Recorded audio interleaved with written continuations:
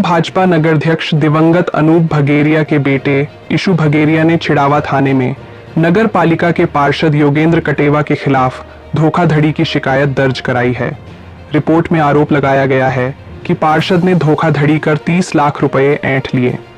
पार्षद कटेवा ने अपने ऊपर लगे आरोपों को निराधार व झूठा बताया। मैं इशू भगेरिया, पुत्र स्वर्गीय पार्षद अनूप भगेरिया, कुल लगाया मैंने कल FIR करवाई है पार्षद योगेंद्र कटेवा के खिलाफ। उन्होंने मेरे पिता से 30 लाख रुपए लिए थे चुनाव के दौरान, 1 महीने का नाम लेके कि मैं आपको लौटा दूंगा, बट उन्होंने नहीं लौटाए अभी तक। अभी मेरे पिताजी जब उनसे तकादा करते रहे तब उन्होंने डेट पे डेट देते रहे। उसके पश्चात मैंने भी प्रयास किए कि अंकल मेरे को पैसे चाहिए, अंकल मेरे को पैसे की ज़रूरत है, बट उन्होंने नहीं दिए। फिर लास्ट उन्होंने मुझे मना कर दिया कि नहीं, मैंने तो हड़पने के लिए लिए थे ये पैसे, मैं नहीं दूंगा।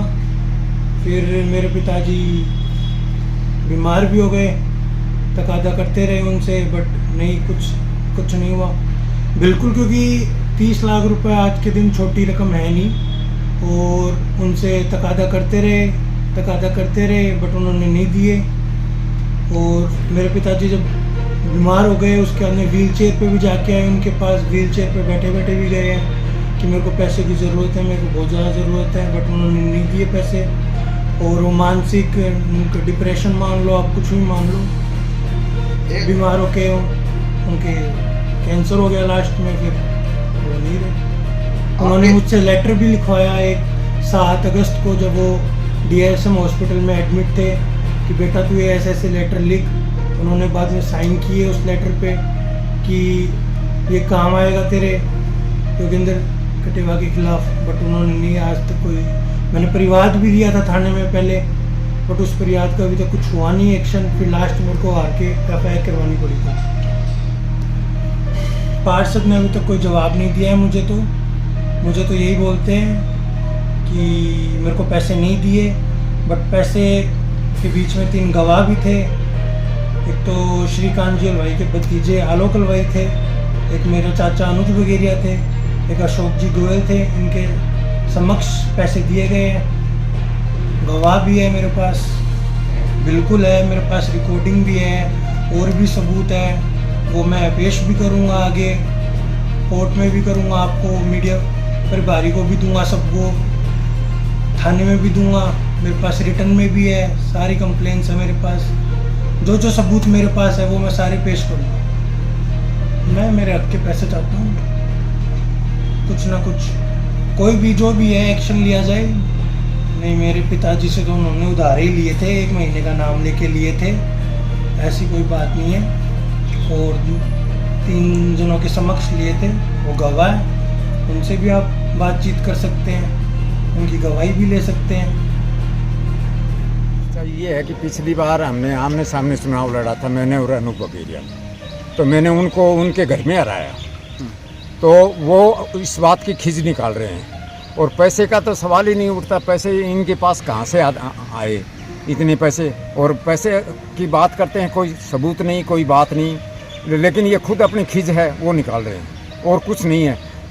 इन्होंने परिवाद दिया SP को, तो SP साहब ने 2 बार चेक हो गया, तो जो ASI ने 2 बार चेक किया, तो दोनों अलग अलग SP, दोनों ने FIR लगा दी कि ये कोई लेन देन नहीं हुआ है। और ये झूठा, मेरे को बदनाम करने के लिए ये झूठा बदनाम कर रहे हैं। कोई बात नहीं हुई, हमारी बोलचाल ही नहीं है। हकीकत तो ये बात है कि हम आपस में वो वार्तालाप हमारी होती ही नहीं कभी, रिकॉर्डिंग नहीं है। अगर कुछ भी होता तो उससे पहले दो अफसरों ने जांच की थी, तो उसमें आती ये बात, वो FIR क्यों लगाती? ये तो राजनीतिक व्यवस्था है। सबसे मैं 4 बार पार्षद रहा हूँ, वरिष्ठ पार्षद हूँ। इस समय नगर पालिका में जो भी पार्षद हैं उनमें सबसे वरिष्ठ, ज़्यादा बार मैं ही जीता हूँ। मैंने MLA का भी चुनाव लड़ा है, और यूथ का मैं ऑल इंडिया का महामंत्री रहा हूँ युवा लोक दल में। तो इनको ये है कि इनको कैसे डाउन किया जाए।